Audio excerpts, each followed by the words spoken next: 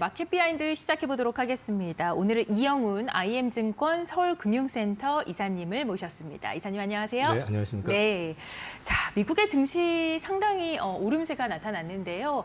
아무래도 중동 리스크에 대한 우려가 그 전일장에서 워낙에 컸던 터라 오늘장에서는 그나마 좀 만회하는 모습이 나타난 게 아닌가 싶습니다. 좀 어떤 상황으로 분석하고 계실까요?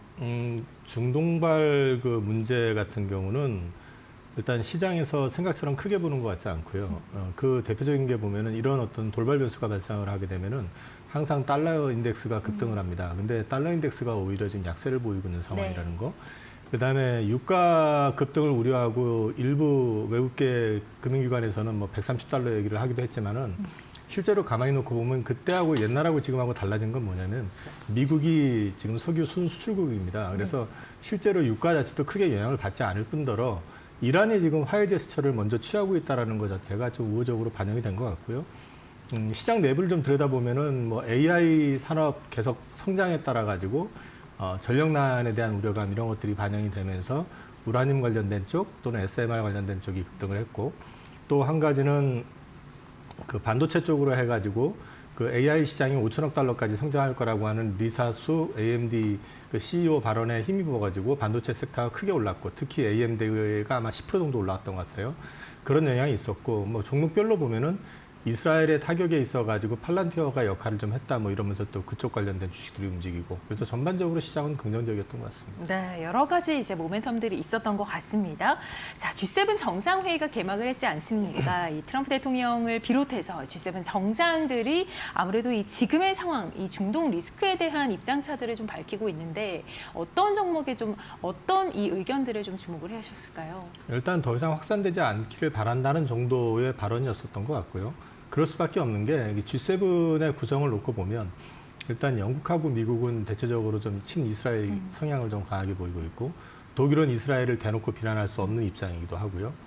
그렇게 보면 사실 프랑스 정도가 조금 이제 반하는 입장을 발표할 수 있는 수준이고 상대적으로 이제 일본이 이번엔 좀 비판적인 발언을 한 정도지만 그게 전체적인 의제를 갖다 채택하는 데는 좀 한계가 분명히 있는 것 같고요. 그래서 그런 부분들을 종합해서 봤을 때는 어차피 강경한 발언이 나올 가능성은 제한된 상황이었었거든요. 그래서 그냥 그 정도 수준에서 나온 것 같고 사실 이번 G7 정상회담은 이번 일이 발생하기 전을 놓고 얘기하라고 그러면은 엄밀하게 말하면 관세 협상이 주가 돼야 되는데 살짝 좀 그런 것이 주변으로 밀린 듯한 느낌 네. 그런 건 있습니다. 근데 뭐 영국하고 협상 별 의미 없는 거지만 타결됐다고 그러고 뭐 캐나다 총리도 이제 곧 그 협상이 완료될 것 같은 뉘앙스를 풍겼기 때문에 네. 그런 부분들에 대해서 어떻게 더 진행이 될 것인지를 좀 지켜볼 필요는 있을 것 같습니다. 중동 리스크보다는 이 관세 쪽으로도 좀 계속해서 주목을 해봐야 한다라고 생각을 해주셨습니다. 자, 그렇다면 이 우리나라의 이재명 대통령도 역시나 이 G7 참석자 어제 출국을 했습니다. 트럼프 대통령을 과연 만날지에 대한 주목이 쏠리고 있는데요. 저는 모르죠. 만날지는 알 수가 없는 거고. 네. 근데 이제 트럼프 대통령 입장에서 봤을 때는 한국이 뭔가 자기의 마음에 드는 제스처가 있었다면은 뭐 만나줄 가능성이 있겠죠. 네. 만나자고 한다고 해서 트럼프 대통령이 그래 하고 덥석 만날 일은 없을 거고 만난다 해도 우리가 뭔가 우호적인 제스처를 취하지 않는 이상에는 뭐 아주 우리한테 적극적인 호의적인 반응을 보일 가능성은 좀 제한되지 않을까 싶은데 그럼에도 불구하고 이재명 대통령은 지금 현재 그 G7 정상회담에 초청을 받아서 간 입장에서는 최대한 그 우리 우방국들이잖아요. 네. 다 그러니까 만나서 주요 의제들을 좀 현안을 좀 나누면서 그들하고 좀 서로 교류하는 것만 가지고도 의미가 있는 것 같고요.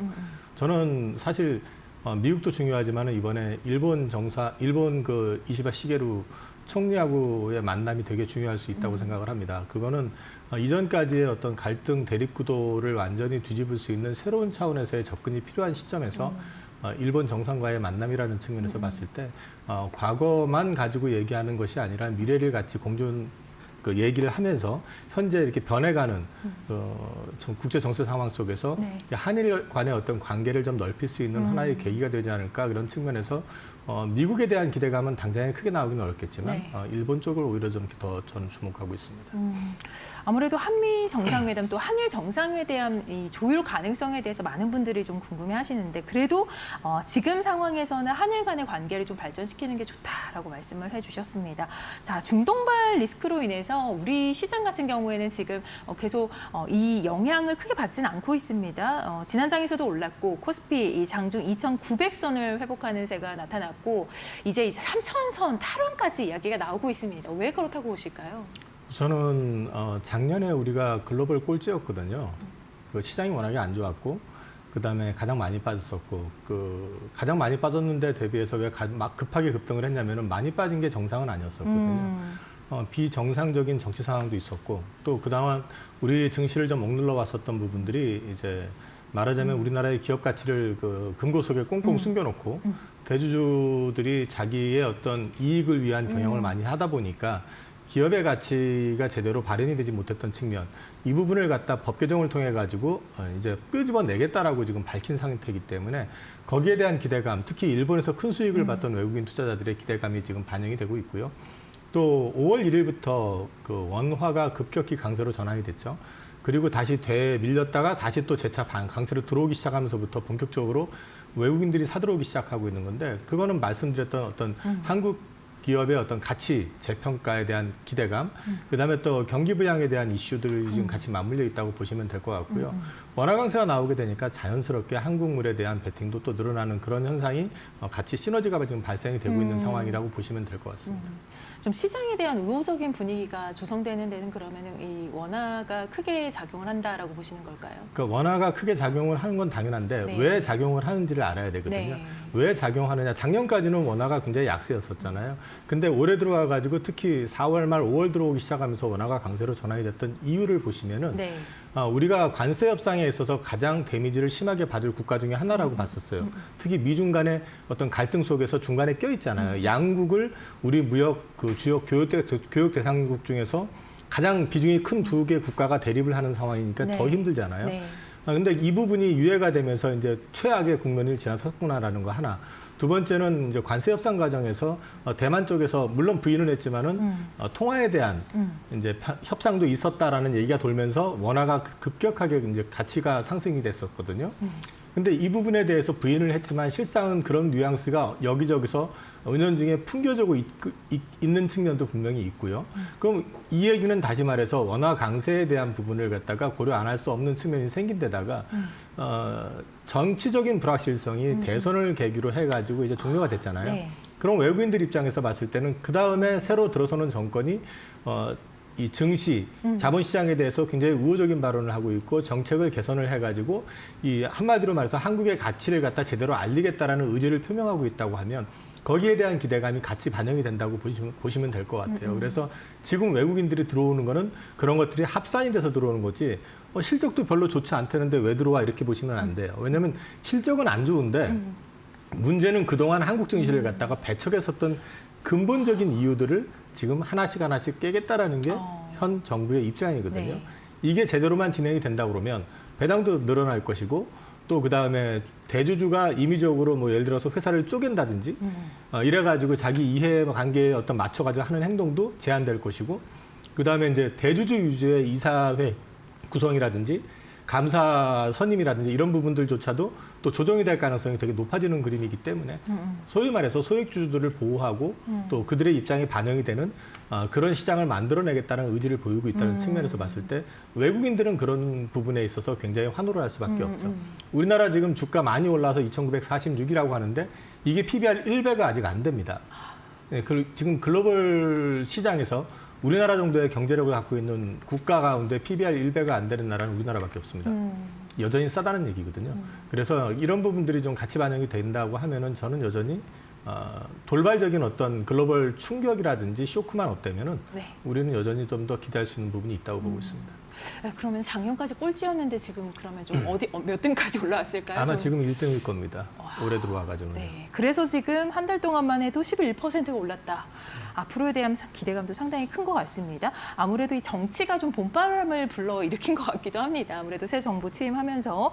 자, 이란과 에너지 인프라 타격에 대한 얘기를 좀 해보겠습니다. 석유나 가스주가 아무래도 연일 급등할 수밖에 없죠. 정유 에너지 쪽 아무래도 주목을 받고 있는데 앞으로 어떻게 갈까요? 저는 근데 이 부분은 좀 다르게 보셔야 된다고 이제 생각을 하는 게 네. 일단은 이번 전쟁 와중에도 그 주요 인프라 시설에 대해서 큰 타격을 주진 않았습니다. 이거는 사실 그 미국도 원하지 않는 것 같고요. 또 한 가지는 앞서도 말씀을 좀 드렸지만은 그 미국이 석유 수입 국가에서 지금은 세계 최고의 석유 수출 국가입니다. 이런 맥락에서 놓고 얘기한다 그러면은 여기가 아주 완전히 붕괴가 될 정도로 뭐 타격을 받지 않는 이상에는 에너지 쪽에서 큰 충격을 받을 가능성은 제한돼 있다. 그다음에 또 한 가지 지금 이란에서 먼저 협상 용의를 지금 밝히고 있고 중재를 요청하고 있는 상황이라고 기사가 나오는 걸 봐서는 이란보다는 오히려 지금 이스라엘을 어떻게 통제할 것이냐가 앞으로가 관건이 될 것 같습니다. 이스라엘은 지금 목적이 명확하게 지금 이란 지금 하메네이 그 정권을 네. 붕괴시키는 걸 목적으로 지금 하고 있는 것 같거든요. 근데 이걸 끝까지 가겠다고 했을 경우에 그러면 이란 쪽에서 어떤 선택을 할 것이냐 하는 부분이 변수가 될 수는 있어요. 그래서 어디까지 또 어느 선에서 타협을 할 것인지 아니면 실제로 그 붕괴를 목적으로 해서 미국까지 참전을 할 것인지 이런 것들이 조금 앞으로 지켜봐야 될 변수가 될 수는 있을 것 같습니다. 네, 그런데 이제 나온 보도에만 따르면은 이제 뭔가 개입의 가능성은 있을 것으로 보이는데 어떻게 보세요? 뭐 개입 미국에서는 뭐 하메네이 정권을 붕괴시킬 작정을 한다 그러면 당연히 개입을 할 거라고 보고요. 그 정도 아니라 그러면은 개입이 아니라 중재를 시도할 가능성이 높겠죠. 근데 이제 이 부분은 어떻게 할 것인지는 지켜봐야 될 부분이 있는데 분명한 거는 지금 이란이 이번에 이스라엘의 공습에 의해 가지고 타격을 상당히 세게 받은 상태이기 때문에 네. 크게 반격할 수 있는 어떤 여건이나 어떤 그런 것들은 크게 보이지 않는다. 네. 대신에 이제 호르무즈 해협을 갖다가 봉쇄를 하거나 옥새 작전으로 네. 들어갈 경우에는 좀 충격을 줄 수는 있거든요. 그래서 이 부분이 어떻게 진행될지는 저도 뭐 예단하는 것보다는 좀 지켜봐야 될 부분이 아닌가 싶습니다. 네, 안 그래도 지금 이란 쪽에서는 좀 긍정적인 합의에 대한 의지를 드러냈었죠. 그런데 좀 유가도 좀 고민이 됩니다. 유가가 아무래도 호르무즈 해협이 봉쇄가 됐을 때 130달러까지 오른다는 얘기가 있거든요. 봉사가 됐을 때 오를 수는 있는데 저는 네. 그 정도까지 오를 거라고 생각은 안 하고요. 지금 석유가 생각보다 네. 예전보다는 당연히 석유 수요는 뭐 인류가 발전을 하면 할수록 늘어날 수밖에 네. 없는 구조잖아요. 네. 석유 가지고 뭐 에너지로만 쓰는 건 아니니까. 네. 그렇긴 한데 지금 사실 이제 발전원으로 사용되는 부분들이 30% 이상이라고 놓고 봤을 때 최근에 이제 발전원들이 좀 다양화되고 있는 측면이 있고요. 그다음에 또 미국에서 석유를 대대적으로 지금 추출을 해내고 있는데 네. 최근 유가가 좀 하락하면서 그 셰일오일 쪽 업체들이 많이 좀 주춤하고 있는 상황인데 유가가 네. 상승을 하게 되면은 자연스럽게 그쪽에서 증산을 하게 될 가능성이 높다라는 네네. 거죠. 그래서 그렇게 우려하는 정도까지는 올라갈 것 같지는 않고요. 다만 이제 가장 우려할 수 있는 부분 한 가지는 앞서 말씀드린 것처럼 네. 그 시설물을 파괴를 해가지고 완전히 인프라를 박살을 냈을 경우에는 문제가 될 수가 있죠. 네. 그래서 그 부분은 어떻게 될지는 앞으로 지켜볼 필요는 있을 것 같아요. 네, 안 그래도 뭐 공항이라던가 이런 부분들이 인프라 타격을 받았다라는 얘기도 어제 들려오고 있던데요. 좀 아무래도 인프라 타격 부분에 대해서 좀 그런 어떤 심각성이 있다라고 말씀을 해주셨습니다. 자, 이란과 이 이스라엘의 중동 리스크에 이어서 자, 우리나라 시장으로 좀 와보겠습니다. 최근 외국인 투자자들이 반도체 대장주를 중심으로 해서 대규모 자금을 좀 투입하고 있지 않습니까? 삼성과 SK 지금 종목별로 주가 희비가 좀 엇갈리는 것 같습니다. 일단 반도체 섹터에 돈이 들어오고 있는 거는 우리나라 환율에 베팅한다고 보시면 되고요. 근데 이제 하이닉스하고 삼성하고의 차이는 실적입니다. 특히 HBM에서의 포지셔닝 차이라고 보시면 되고요. 지금 HBM3E 버전까지는 완전히 하이닉스 독점이었었고요. 이제 HBM4로 넘어가게 되는 과정에서도 지금 현재 초도 물량을 납품하기 시작한 건 SK 하이닉스가 이제 시작이 됐고, 그리고 샘플 테스트를 받는 거는 마이크론이 받고 있고요. 네. 삼성은 문제는 지금 3E 버전 퀄 테스트 통과도 안 된 상태입니다. 이 얘기는 뒤집어 놓고 얘기하면 하이닉스의 상당 기간 독점의 가능성을 또 열어놨다는 얘기고요. 이렇게 될 경우에는 지금 현재도 HBM3 버전에서 80% 이상을 하이닉스가 지금 가져가고 있는데 4로 갔을 때도 75% 이상은 선주문을 받을 가능성이 현재로서는 높다고 합니다. 근데 여기에서 이제 변수가 뭐냐면은 마이크론 테크놀로지가 자기네들도 한다고 하는데 문제는 수율이 지금 못 따라오는 것 같거든요. 그러다 보니까 프리미엄을 지금 시장에서는 한 30에서 50%까지 더 받을 수 있다. 이 얘기는 뒤집어 놓고 얘기하면은 판가 인상을 통해 가지고 원가 상승분을 커버하고도 오히려 플러스가 날 수 있다. 그러니까 이익이 더 좋아질 수 있다라는 어떤 예측을 하고 있는 거거든요. 그래서 하이닉스 쪽으로 더 강하게 들어오고 있는 측면이 분명히 있는 것 같고요. 삼성전자는 그에 반해 가지고 지금 퀄테스트 통과가 안 되다 보니까 HBM 쪽 매출이 줄어들게 되고 그러다 보니까 이제 글로벌 시장에서 지금 그 메모리 쪽 시장에서 이미 2위로 주저앉은 상태인데 현재 문제는 뭐냐면 앞으로를 놓고 봤을 때 DDR4 언더의 레거시급은 중국 업체들 때문에 거의 이제 단종하는 분위기고 이렇게 된다 그러면 그 이상을 봐야 되고 결국에 가서는 승부수는 HBM에서 봐야 되는데 HBM 시장에서 지금 따라가지 못하고 있다 보니까 네. 자꾸 정체가 되는 그런 그림이 나오고 있는 거죠. 그래서 두 회사의 차이는 거기서 볼 수 있을 것 같습니다. 그 전문가님 아까 전에 그 수요를 못 따라간다는 거를 좀 다르게 말하면 어떻게 얘기를 좀 해주실 수 있을까요? 제품을 만든다고 하면은 네. 제품을 10개를 만들었을 때 네. 하이닉스 같은 경우는 보통 8개 정도는 완품을 만들어낸다고 하면 예를 들어서 말씀드리는 겁니다. 네. 지금 마이크론 테크놀로지 같은 경우는 5개 미만, 아, 삼성전자는 아직 그 테스트 못 받고 있는 상황. 그렇게 볼 수 있습니다. 그렇게 된다는 얘기는 수율이 낮다는 얘기는 네. 결국은 제품을 만들 때 들어가는 비용 자체가 올라가게 되고 그다음에 적시에 제품을 납품하는데 그렇죠. 또 문제가 네. 생길 수가 있죠. 네. 그렇기 때문에 잘하는 쪽을 더 집중할 수밖에 없게 되는 거고요. 네네. 그게 이제 하이닉스가 여태까지 독주해왔던 계기였었는데 현재로 봤을 때는 HBM4까지는 하이닉스가 독주할 가능성이 높아 보입니다. 이 삼성전자가 이 부분을 좀 따라가려면 얼마나 시일이 소요될까요? 혹은 따라갈 수 있다고 보실까요? 모르겠습니다. 솔직히 좀 실망스러운 부분이 많고요. 네. 삼성전자가 여태까지 시장하고 소통했었던 걸 근거로 했을 때 3 퀄테스트 통과는 이미 작년에 했었어야 되고요. 네. 또 뒤늦게 얘기했던 걸 근거로 얘기해도 올 2분기 내에는 끝이 났어야 됩니다. 네. 근데 2분기 내라고 해봤자 지금 6월 오늘이 18일인가요? 네.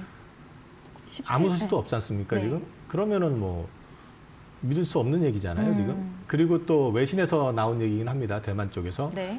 퀄테스트 통과 실패했기 때문에 9월에 다시 시도한다는 말이 또 돌고 있습니다. 네. 그러면 3 버전에서는 네. 퀄이 통과가 돼도 실제로 오파를 받을 가능성은 거의 없다고 봐도 됩니다. 뒤집어 놓고 얘기하면은 삼성이 아직까지 확연하게 보여주는 게 아무것도 없는 상태에서 시장하고 지금 소통을 하는데 약간의 문제가 있었던 거 아니냐라는 생각을 솔직히 할 수밖에 없습니다. 그게 실망감으로 좀 작용하고 있는 측면도 있고 안타까운 거는 삼성전자가 우리나라 최고 기업이기도 하고 네. 또 삼성전자가 차지하고 있는 어떤 국내 그 경제 어떤 활동에 있어서의 어떤 위상을 놓고 봤을 때는 지금 저러고 있으면 안 되는데 저러고 있는 게 현실이라는 게 좀 안타까울 뿐인 거죠. 전 지금 상태에서 어떻게 가능성을 얘기하느냐 그거는 솔직히 자기들도 내부에서 예측을 못하고 있는데 우리가 어떻게 예측을 하겠어요. 그럼 결국에는 삼성전자에서는 문제가 뭔지를 갖다가 좀 심각하게 고민을 해야 될 거고 이 변화를 이끌어야 되는 게 아니라 지금은 제가 판단할 때는 수술이 필요합니다. 내부적인 전면 수술 말씀하시는 거죠. 이 변화를 좀 필요로 하는 삼성전자이지 않을까 싶습니다. 이제는 좀 바뀌어야 된다라고 보시는 것 같은데, 자 제약 쪽으로 한번 가보겠습니다. 알토요젠 강세를 보이고 있는데 지금 이 부분에 대한 판단이 어떻게 나오는지 여러 분석이 있습니다. 글로벌 ADC 기업과의 협업에 대한 기대감도 나오고 있거든요. 일단 알테오젠 강세는 제가 작년 처음에 특허 분쟁 이슈 얘기가 제기가 됐을 때 그때 주가가 47만 원까지인가 올랐다가 이제 빠졌는데요. 그 전후에 가지고 제가 알테오젠에 대해서 당분간은 얘기하고 싶지 않다는 취지로 말씀을 드렸었고요. 근데 이제 그 뒤에 제가 올해 들어와 가지고 다시 알테오젠 봐도 괜찮을 것 같다고 말씀을 드렸던 게 주가 이제 30만 원대 초반까지 왔을 때 다시 말씀을 드렸는데 네. 제가 특정 종목을 말씀을 드리는 건 아닙니다만 이게 이제 대한민국 대표 바이오텍이기 때문에 이제 말씀을 좀 드린다고 그러면 최근에 주가 움직임이 조금 달라지고 있는 거는 원래 이게 머크가 그 특허 무효 심판 청구를 지금 제기한 게 있어요. 그 엠다제라고 해가지고 그 할로자임이 그 소위 말해서 SC제형으로 바꾸는 기술에 대해서 좀 광범위하게 지금 자기네들이 특허를 내놓은 게 있는데 그거를 지금 무효 심판을 지금 청구를 해놨는데 그 가운데 두 건에 대해서 지금 일단 심판이 시작이 되는 것 같아요. 네. 네. 그 얘기는 무슨 얘기냐면 이게 근거가 없는 얘기다 그러면 심판 자체가 열리지가 않겠죠. 네. 근데 이거 문제 있구나. 우리 한번 봐야 되겠다. 검토해보자라고 한다는 얘기는 그 특허가 무효가 될 가능성이 좀 높아지는 거 아니냐라는 기대감을 시장이 갖고 있는 거거든요.